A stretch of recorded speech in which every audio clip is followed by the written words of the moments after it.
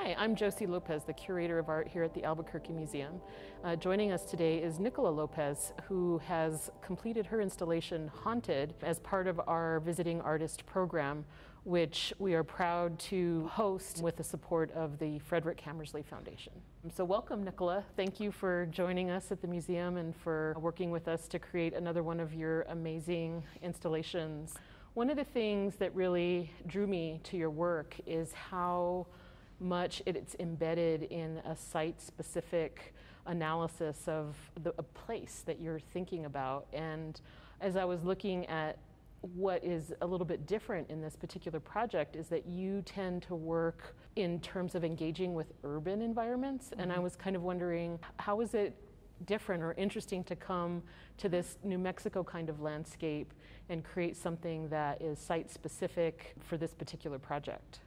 Yeah, and in a big way it does feel different, and it also feels like it's right in line with a lot of conversations that have been ongoing in my work, and that conversation around landscape and place I think is very much present, although you're right, it is, it's mountains, it's the big vista, it's not the urban environment, and it's something that I've thought about for a long time. I think it comes up as I think about my work. I live in Brooklyn, and I live in it's a very urban, human-constructed pocket of Brooklyn. I make what I am surrounded by, largely, I think, and the physical world that I live in most of the time is very reflected in that. But I'm from New Mexico. I grew up out here, and I grew up in Santa Fe, and I think a lot about how this world has been a major shaping influence in my work, even though it's not always been overtly visible.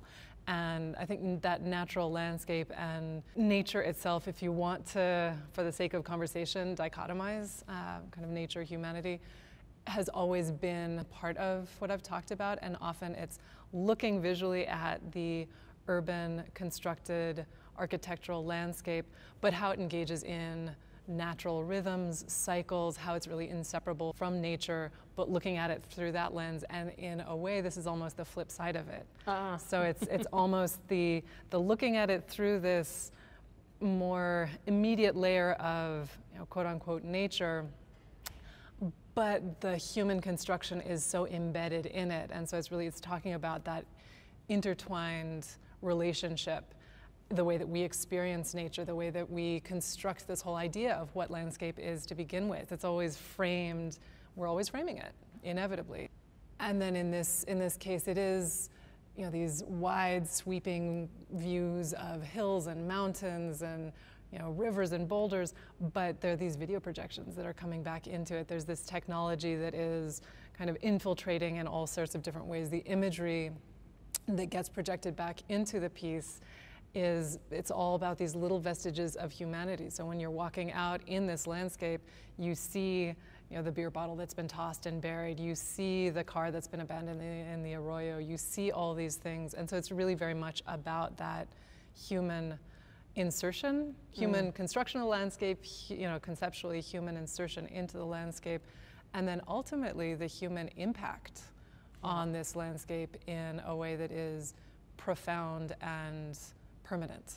Well, and that's interesting. I mean, taking off on that, I've been thinking a lot also about how in several projects, and including in our discussions, how we're really living in a new geologic time where human impact is actually affecting the planet more than anything else. For the first time in sort of the history of the planet. And so I know that you also are grappling with that kind of environmental discussion that is now understanding that impact. So can you talk a little bit more about how that environmental perspective is playing out, not even just in this installation, but what you're thinking more broadly? Yeah, I think it's present as kind of one of my overarching concerns about the moment that we're living in, and there's so many concerns that are really important right now, but I think our human relationship to the environment as a shaping force makes it necessary to take on a certain level of responsibility, awareness, that I don't think that we as a larger society or as a specific section of society is doing. So there's definitely a critique in here, and there's definitely a pointing out of something that is unsustainable depending on what our goals are, but if they're anything near to preserving anything near to what we experience now in the world, we need to really step up. And that having been said, it's also not just a critique and a critical pointing the finger at, we're doing this wrong, which we are, but also a real acknowledgement that it's tricky, and I would be lying if I said I had it figured out or I'm doing it all right. I mean, I'm using horrible plastics and toxic things in here, and so I'm not, certainly any finger that I'm pointing is turned on myself as well, and so it's kind of amusing around it, and I don't feel like I'm in a position to just be kind of pointing out the problems, because I'm living them and I'm creating them, and I understand that as well, and it's kind of a navigating that and just a wondering of that and a trying to dig into that, and I don't have a solution here, but it's very involved with that concern for sure. You mentioned sort of the moment, and I think it would be remiss of us to sort of have this kind of conversation in this moment when we're grappling with so many things, culturally, socially, in terms of COVID-19, kind of living within this pandemic and trying to figure it out. I know that this process, was particularly, I don't want to say challenging, but it certainly forced you out of your usual art You can practice. say challenging. And so you had to do some problem solving, and I'd love to hear a little bit more about that process and how it kind of is altered in the current moment. Yeah, I mean, I think that every piece for me in the way that I work, especially in installation work where it is often site-specific or at very least site-responsive, I am really interested in how parameters and circumstance shapes the work and informs it. It's probably one of the things that interests me most, even as I look at other artists' work as well. And these are definitely parameters that are very different. The social moment and how we relate to each other, how we can and can't move around, how we can and can't engage in community and kind of civic life, and also the real nuts and bolts of, I thought I was going to be maybe finding a printing press to work on. I thought maybe I'd be able to get somebody to help me out with this, and so even just on the logistical level, it has been challenging. But that's also been, it's part of what shapes it, and that's been interesting that I had to make this in a very different kind of space with very different kinds of access that were much more limited to in terms of tools and facilities. So it's definitely shaped the physical nature of what's come out of the project, and I think it's also shaped it conceptually and maybe even, I'm going to say, emotionally. For me, it's been a really interesting time in that I have been making this work while here in New Mexico, living in the house that I grew up in, with my mother and my son, and also the landscape, and very limited. So I haven't been going out far and seeing a lot of people. Obviously, I've been kind of staying very close to this land that I come from, right? And walking around there and really kind of engaging in it with a lot less distraction on some levels than I would have otherwise, and making this work that's so linked to the landscape, and in this case to the landscape that I do have very deep roots in, has been very interesting in a way that I didn't really anticipate it unfolding. And that title, Haunted, really is, as I was first thinking about the piece and even communicating with you about it, I really thought about it much more as an environmental issue, the way that humanity is now and forever haunting this landscape, and also the way that we think about landscape and think about nature, and how those constructions also haunt our society and haunt the way that we relate to this world that we live in, for better and for worse. And I think it really came to take on a very different layer of meaning for me, which was this relationship, this personal relationship to the place in which I grew up, and now really mining it for kind of a creative engagement but also watching my family members in it and watching my son grow up and engage in it, and thinking of myself when I was that age, and thinking about the way that memory haunts our lives and these layers of experience and relationship to place are built one on top of another and become very simultaneous. And that's been a big dimension of the work for me, and has given that title a different meaning. And I have to say, sitting here with you and with the work, and also being a native New Mexican who went away for years and then came back to this place, and really reflecting on that process of grappling with, what does it mean to come home? And how do we think about memory, and how have those memories sort of shaped in our minds over time, over different experiences? So it absolutely is pulling out in me a memory of those experiences of being here and not being here, and thinking about some of those things from a distance. I want to talk a little bit about printmaking, because that's something that I'm fascinated by printmakers and their process. And what you do in your work is very different from sort of how most of us think about printmaking, not only in terms of the scale, but also in terms of the multiple layers of processes that you're bringing to your work, including the projection component and the different layering of the different panels. I mean, I'm curious about how you think, how you feel about how you define or maybe break the rules of printmaking in the way that you process your work. Yeah, printmaking, it's a medium that I've engaged with a lot in very different ways. In some ways, sometimes it's been more traditional, let's say, and actually sometimes it's much less traditional. And that conversation about parameters and how parameters define work in many ways. I think printmaking, I've had a relationship with printmaking that is both sometimes about thinking about parameters, and then, you get parameters and somebody tells you, well, this is what a print is, and then what do you want to do? Well, I want to break it.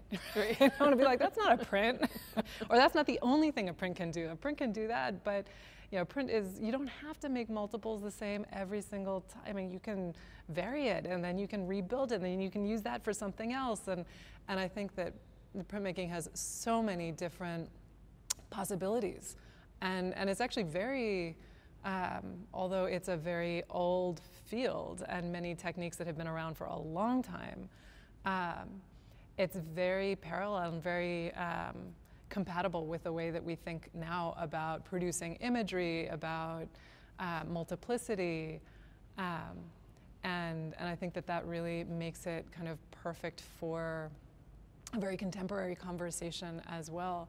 So I think about, I'm rambling a little bit about printmaking because there are just so many good things in it. I love it. But so in this instance, I think obviously there's no kind of strict multiple. This is a unique thing. This is a one-off. But it's a way to create material, and often I'd say that I use the idea of multiplicity in a much more directed way in my work, where that idea of repetition and mass production is actually very much a way to talk about the construction of the landscape that is so filled with mass production. Our human landscape is so filled with this kind of glut of technology and this multiplicity and this repetition, and that's not so much the case here. And right, that sort of architectural structure, which I think a lot of your larger installations that we've seen in all over, New York for sure, and other places in the world, and that's really kind of what strikes me also about this particular piece, is that it does have a sense of feeling of, there's the organic shapes and forms dominate more than necessarily those built structures. Yeah, and kind of building on that, I'd say that there's also maybe something about, printmaking is not only a way to create multiples, it's not only a way to think about variability within multiplicity, but it's also I mean, this is only one kind of printmaking. This is, you know, mono. I'm making monotypes here, and so I'm basically rolling ink on top of a big piece of plywood, and then laying down these sheets of plastic, of, you know, frosted drafting film, Mylar, and then pressing it in, and you lift it up, and the ink sticks to the surface, and you get a print. So it's kind of the most remedial way to make a print. You're slapping some color down, you're pressing it on it, and it transfers to the other surface. But there's so much richness that happens in that transfer, and there's intention, and there's also this accidental quality, especially with this kind of print. And I think that this project has allowed me to maybe even indulge in that aspect of it a little bit more. So there's a lot more intuition, and there's a lot more of really just the enjoyment of that materiality. So what happens if we start, you know, we lay down one color, print it, let it dry more or less, you know, then lay down another color. What happens if you really press it down? What happens if you kind of just let it kiss the surface? What happens if you pour some solvent on there and then smush it in together, and then you do that another layer, and then you get this kind of watery effect over there. And so there's more of that intuition maybe in this piece than there is in some other work which draws on other aspects of printmaking a little bit more directly. It's fascinating, you know, in this conversation, realizing how kind of in many ways, both in terms of coming home and getting sort of back to the fundamentals of the materials themselves, like there's a real sort of fundamental return in a lot of what you're talking about in terms of the way that you approach this project. Yeah, I think there is, and I think that also taps into your other question or your other kind of observation about the fact that this is a very specific time in many ways. But, you know, we were talking about this, you know, the COVID pandemic and how that has shaped not only the logistics of it and kind of even the experiential framework in which I produced it, but I think it's also, you know, I've thought a lot about why I'm making this right now. You know, what relevance does this have, you know, in a time when hopefully this will be seen, it's going to be up for a while, and hopefully there will be a time when other people get to see it in person. But even the experience of it, how does this kind of act of making art and engaging and indulging in this activity relate to the things that I really care about and think are really important? Because, you know, an event, a worldwide event like this does distill certain things, I think, and make us focus and ask certain questions that we might not always take the time to focus on a regular basis. And I'm very grateful. You know, I don't know ultimately you know, where sometimes I do wonder, you know, where the value of this art production is and what relevance it has or doesn't have sometimes, and how much of an indulgence it is or not. But I am very grateful to have had this project, to be able to really work within and to feel like there's some sense of purpose and direction and activity. And I think that really being aware of the parts that I've been finding joy in also. And some of that is really that simple, you know, materiality. What happens when you put this color down and you put this other thing down? And what happens when you see this beautiful form in the world and want to bring that home? What happens when you see this, you know, this ugly intrusion on the landscape, but then that's part of who we are? And what happens when you want to bring that up? And it's somehow working maybe a little bit more removed from a lot of the conversations that I'm engaged in all the time, because I've had to be distanced, has also allowed me to have a very different personal space around that process of making that I have been grateful for. Yeah, and I think that fits along with a lot of the conversations we've had around, you know, sort of the personal work that we're all doing in this moment on, you know, multiple levels. I'm wondering if it would be okay if we shift gears a tiny bit. We also have some of your work that is included in an online exhibition that the museum quickly shifted to create because we are closed to the public, as you know, right now. And that exhibition is called Trinity, Reflections on the Bomb. And in that exhibition, which we also have a small selection of works, including the prints that you created here in New Mexico some time ago, I'm wondering if you'd be willing to just describe a little bit about that project, because I also found that to be a completely different process that was also quite fascinating. Yeah. And interestingly, that was also a project, like you said, it was in New Mexico that I made it, but it was also very much shaped by the very specific circumstances and technical possibilities. It's a suite of 7 prints, and it's called Ideal Structures for a Dubious Future. Each of the prints has kind of an architectural structure in it, but it's this hybrid amalgamation of different architectural references, some of them to visionary architecture that was conceived of but never actually built, some that actually refer to buildings that are in existence or have been in existence at different points in history, and some that I have imagined myself. But the real thrust of it is that these structures were, cut out in stencils. I drew them and cut them out and then placed them on copper plates, and with real significant support from the NMSBA, New Mexico Small Business Association, I believe. They supported access to kind of technical help at the Los Alamos National Labs to create work that then involved laying an explosive on top of this stencil on top of the copper plate. And when that is set off, the explosive blast creates pressure that then alters the plate according to the stencil that I've set on top. And so the image is embedded in that copper plate and then ultimately was printed out in that moment of real violent transformation. And, I had been really intrigued by the possibility of doing a project in this way, but wanted to be very specific about how and what I chose to do, because I felt as though working with that kind of literally explosive technology, it's very, it's very charged, it's very loaded, and it has such a history working at Los Alamos in a place where, so much was produced, and, this technology to create atomic bombs is something that I think it's really profoundly shaping of our society and the world as we experience it.